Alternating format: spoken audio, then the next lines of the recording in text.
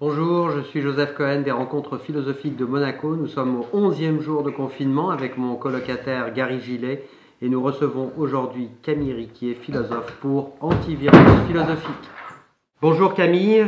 Bonjour Joseph. Face à ce phénomène hautement intrigant, nous nous voyons épris d'une angoisse qui se traduit en une expérience de perte de moyens, voire de perte de pensée, voire encore de paralysie. Paradoxal en effet, nous sommes confinés à résidence, donc ramenés à nous-mêmes quelque part, projetés dans un isolement physique, et donc ramenés aussi à une introspection quasiment forcée, et en même temps, nous nous retrouvons vides et évidés. Or, cette suspension du temps, cette interruption, ce chiasme que nous vivons tous en ce moment de confinement, et face à une menace toujours plus grandissante, comment affecte-t-elle la pensée et ainsi la subjectivité? Quels en sont les effets pour la pensée et les sujets que nous sommes? Nous nous retrouvons confinés chez nous et finalement pris dans des injonctions contradictoires. La chose est difficile à vivre. J'ajouterais que ce confinement dont tu parles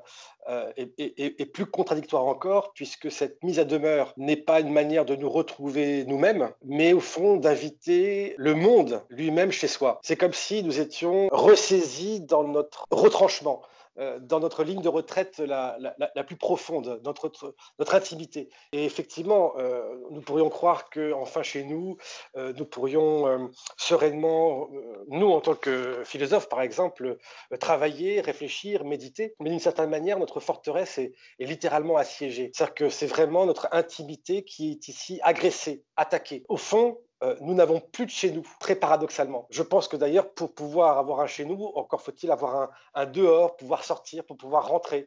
Et c'est justement cela qui est le plus perturbant. Ça veut dire que ces petites habitudes qui faisaient notre chez nous, qui faisaient le confort de notre domicile, eh bien, a été complètement perturbées. Nous sommes en quelque sorte remis en question dans nos plus petites habitudes. Phénomène donc d'aliénation en nous-mêmes. C'est l'indétermination de ce phénomène, la véritable angoisse très palpable de ne pas être capable de le cerner, de l'appréhender, nous entraîne dans un sentiment d'aliénation profond, projeté ailleurs qu'en nous-mêmes et comme en proie à un déferlement aigu de positions contradictoires, entre vigilance extrême et un certain laisser-aller, entre acceptation résignée et en même temps un refus colérique, volonté d'aider les autres et en même temps rejet de toute altérité.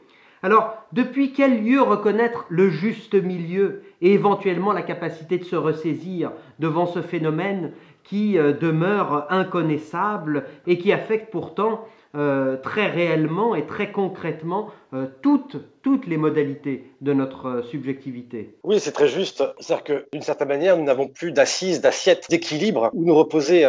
Et comme tu l'as remarqué, on fait appel à notre solidarité. On applaudit aux fenêtres à 20 heures, mais le reste du temps, ces fenêtres sont fermées. Et c'est une méfiance généralisée. Il suffit de croiser quelques passants pour voir voilà, que chacun s'écarte les uns des autres, ne se salue même pas, s'évite du regard. C'est tout à fait étrange. Ce qui surprend également, c'est cette temporalité elle-même double. C'est-à-dire que évidemment, le confinement nous oblige à nous resserrer sur nos corps, la spatialité est extrêmement réduite, mais j'aurais tendance à dire également que le temps est lui-même comprimé. C'est-à-dire qu'il est comprimé sur le seul instant, sur le seul présent. Nous n'avons pas de passé, nous n'avons pas d'avenir, celui-ci est compromis.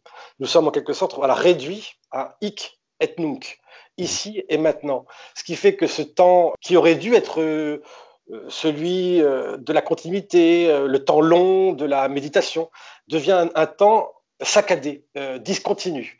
Je suis assez frappé par la difficulté que j'ai de maintenir de manière continue mon attention sur une activité, fût-elle pour me divertir ou pour travailler. Je suis en quelque sorte hanté, déstabilisé à chaque fois. Je dois me reprendre à chaque fois. C'est ça en fait qui me surprend le plus. Voilà, cette discontinuité permanente, alors même qu'on a tout le temps pour soi, qu'on a tout le temps devant soi. J'ajouterais que d'une certaine manière, quoi que nous fassions, justement par cette maladie virtuelle, qui n'en est pas une, parce que d'une certaine manière, nous sommes dans les conditions du malade sans l'être, en tout cas pour la plupart. Donc nous devons être malades et nous ne sommes pas. Voilà aussi la chose la plus étonnante. Ça veut dire que quoi que nous pensions malgré tout, la maladie est là, elle est présente, omniprésente. Nous pensons à la mort, nous pensons à la maladie. C'est comme si nous étions resserrés sur les questions les plus vitales, les plus essentielles. Un simple postillon peut nous tuer. Moi-même, je me rappelais de cette pensée de Pascal, à savoir que tout le malheur des hommes vient qu'ils sont incapables de rester 24 heures en repos dans une chambre. Nous le vivons. Ou encore cette autre pensée, le nez de Cléopâtre eût été plus court, la face du monde en aurait été changée. C'est cet effet papillon avant la lettre, cette petite cause, ce virus minuscule qui bouleverse la face du monde. Et j'irai plus loin, ce qui est le plus à apprendre de Pascal, c'est justement que nous sommes mis au pied du mur et que quand bien même nous voudrions nous divertir de la chose, nous ne pouvons pas. Ça veut dire que c'est la fin du divertissement, d'une certaine manière. Nous sommes en quelque sorte reconduits aux questions les plus importantes de l'existence. Celles que nous évitons le plus souvent, ne serait-ce que où allons-nous, d'où venons-nous, qui sommes-nous, la mort, la maladie. Et donc peut-être que quand bien même nous serions déstabilisés, incapables de penser sereinement, c'est aussi, à mon avis, une occasion unique eh bien, de nous remettre en question. Ça veut dire de nous réinterroger dans nos activités les plus quotidiennes, dans nos habitudes les plus ancrées.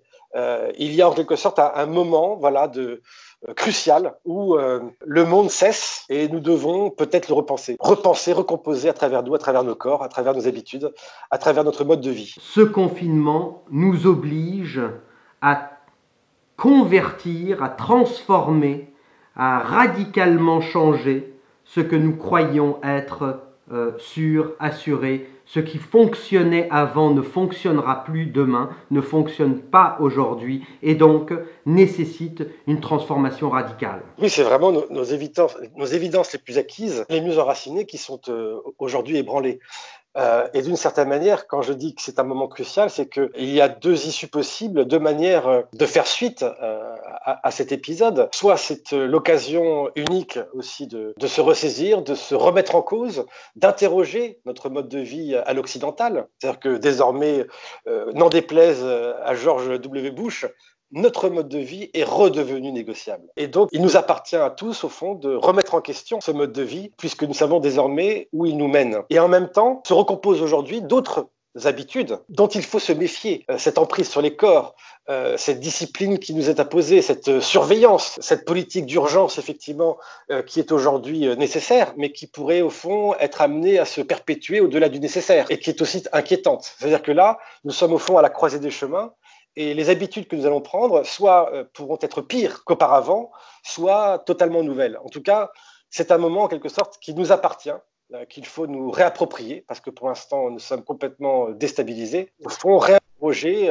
cette manière de vivre de façon plus ou moins insouciante. Je suis surpris à quel point ce qui nous paraissait, il y a un mois, essentiel, nous est devenu dérisoire. Peut-être que ce virus nous montre à quel point nous sommes fatigués d'une logique de la crise et du surpassement de la crise. Absolument, mais justement, c'est que je ne vois pas. Alors, j'ai parlé de crise, mais d'une certaine manière, c'est que nous avons de cesse de traverser des crises. Nous nous sommes rendus malades. Ce n'est plus une crise, c'est une maladie. Nous sommes tombés malades, en quelque sorte, à force de vivre de telles crises.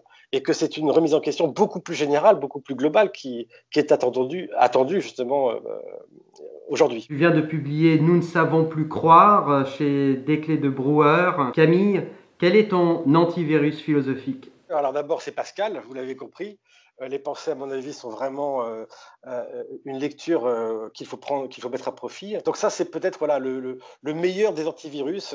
C'est tout de même, encore une fois, malgré tout, les réseaux sociaux. Pour le pire et pour le meilleur, mais là, d'une certaine manière, c'est pour le meilleur. Merci beaucoup, Camille. Je t'en prie, merci à toi, Joseph.